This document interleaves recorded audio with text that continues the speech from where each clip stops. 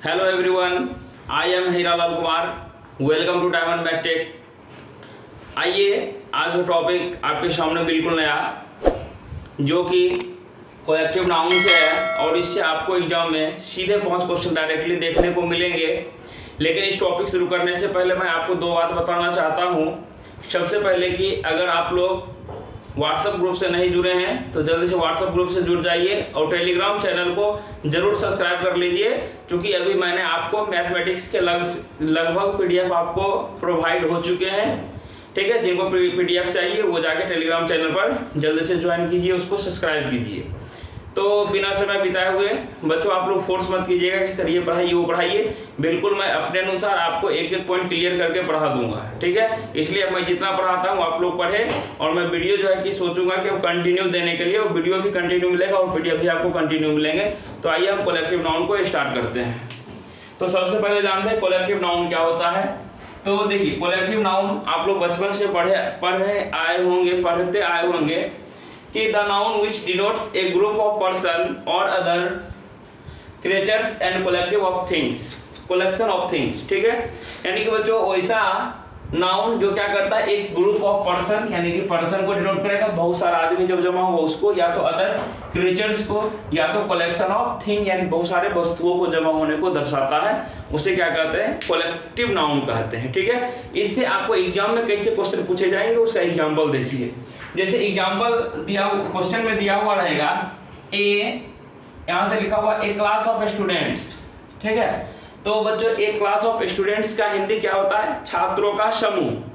ठीक है, तो यहाँ पे दिया हुआ रहेगा ए क्लास ऑफ, बच्चों ये जो क्लास की जगह पे कुछ दूसरा वर्ड लिखा हुआ रहेगा यहाँ पे। ठीक है, तो वहां पे आपको क्या देना होगा, क्लास देना होगा, कि यहाँ पे क्लास होगा। उसी तरीके से जहाजों का बेड़ा, जहां पे ढेर सारा जहाज लगता है, उसके समूह को क्या कहते हैं, उसके समूह को कहते हैं ए फ्लीट ऑफ शिप्स। क्या कहते हैं, ए फ्लीट ऑफ शिप्स कहते हैं। तो उसी तरीके से आज मैं आपको बहुत ही इंपॉर्टेंट एक एक करके, इसमें से बहुत सारे क्वेश्चन प्रीवियस ईयर के भी मिलेंगे, महत्वपूर्ण आपको इस वीडियो में बताने का कोशिश किया हूं। तो देखिए, फर्स्ट में लिखा हुआ है ए क्राउड ऑफ पीपुल। अब हिंदी से भी इंग्लिश से भी हिंदी दिमाग लगा सकते हैं। ए क्राउड ऑफ पीपुल यानी लोगों के भीड़ या लोगों के समूह को क्या कहते हैं, ए क्राउड ऑफ,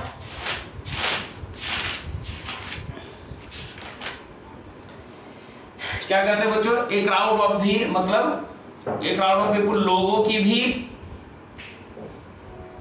नेक्स्ट देखिए लिखा हुआ है ए हर्ड ऑफ कैटल, पशुओं का समूह। कैटल मतलब क्या होता है, पशुओं का समूह।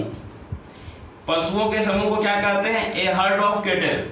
ए गैंग ऑफ रोबर्स, बच्चों बहुत सारा जब रोबर एक जगह जमा हो उसको क्या बोलेंगे, गैंग बोलेंगे। तो इसका मतलब क्या हो जाएगा, डाकुओं का क्या होता है, समूह। ठीक है, उसी तरीके से लिखा हुआ है एक क्लस्टर ऑफ स्टार्स। बच्चों ये आपके एग्जाम में पूछे गए हैं, ए हर्ड ऑफ कैटल भी पूछा गया है, लिखा हुआ एक क्लस्टर ऑफ स्टार्स। बच्चों ये भी एग्जाम में, यहाँ ये क्लस्टर खाली रहेगा, यानी तारों के समूह को क्या कहते हैं, एक क्लस्टर ऑफ, इसका मतलब क्या हो जाएगा बच्चों, तारों का समूह। उसी तरीके से देखिए ये लिखा हुआ ए नेस्ट ऑफ एंट्स, या दूसरा बच्चों इसका होता है एन आर्मी ऑफ एंट्स, या हम लोग कह सकते हैं ए स्वार्म ऑफ एंट्स। आप देखते हो कि चींटी जब चलता है बच्चों, बिल्कुल एक कतारबद्ध, बिल्कुल डिसिप्लिन में चलता है, बिल्कुल एक सीधी रेखा में चलता है। ठीक है, तो इसे क्या कहते हैं, चींटियों का झुंड बोलेंगे। इसको क्या बोलेंगे, चींटियों का झुंड। चींटियों का क्या बोलेंगे, झुंड बोलेंगे। ठीक है, अब देखिए लिखा हुआ ए फ्लूक ऑफ बर्ड्स। बच्चों ये भी पूछा गया है कि हम ये खाली रहेगा, पक्षियों के समूह को क्या कहते हैं। इसमें से क्या हो जाएगा बच्चों, पक्षियों के समूह को क्या कहते हैं, या चिड़ियों के समूह को क्या कहते हैं, चिड़ियों के समूह को क्या कहते हैं, ए फ्लूक ऑफ बर्ड्स। उसी तरीके से लिखा हुआ है ए चेन ऑफ माउंटेन्स। माउंटेन्स का हिंदी का होता है बच्चों पर्वत। चेन का मतलब एक दूसरे से जुड़ा हुआ होना, यानी पर्वतों की श्रेणी। क्या होता है, पर्वतों की श्रेणी को क्या कहते हैं, ए चेन ऑफ माउंटेन्स कहते हैं। ठीक है, नेक्स्ट लिखा हुआ ए बंच ऑफ कीज, मतलब क्या होता है, चाबी का गुच्छा। उसी तरीके से अगर आपको पूछा जाए कि अंगूर के गुच्छा का क्या होता है, क्या बताओगे, a bunch of grapes. Next लिखा होता है ए गैलेक्सी ऑफ स्टार्स, यानी कि तारों के समूह को क्या कहा जाता है? तो तारों के समूह को बच्चों एक क्लस्टर ऑफ स्टार्स भी कहते हैं, या तो क्या कहते हैं, एक गैलेक्सी ऑफ स्टार्स। ऑप्शन के अकॉर्डिंग आप वहां पे लगाइएगा इसको, ठीक है। इसको क्या कहते हैं? तारों का झुंड कहते हैं या तारों का समूह, ठीक है। नेक्स्ट लिखा हुआ है ए सोल ऑफ फिश। बच्चों ये भी आपके एग्जाम में पूछे गए हैं, ठीक है। A shoal of fish, fish का मतलब क्या होता है? मछली। फिशेज यहाँ पर होगा बच्चों, ए सोल ऑफ फिशेज यानी कि मछलियों का समूह। क्या हो जाएगा बच्चों? मछलियों का समूह।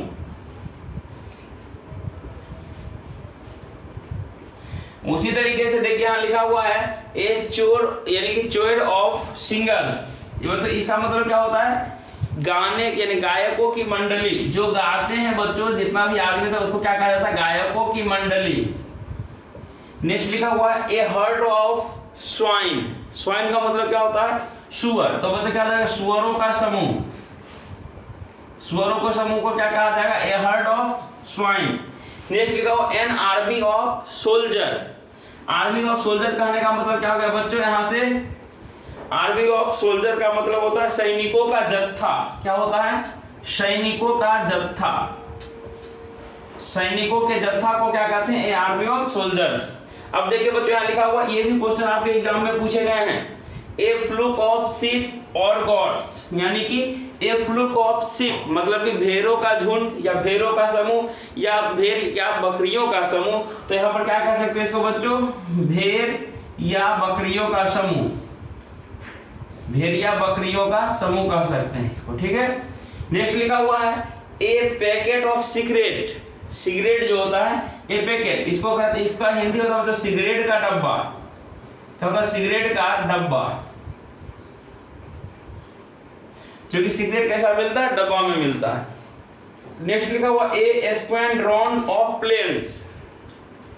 ए स्क्वाड्रन ऑफ प्लेन्स कहने का मतलब क्या होगा बच्चों? हवाई जहाजों का बेड़ा।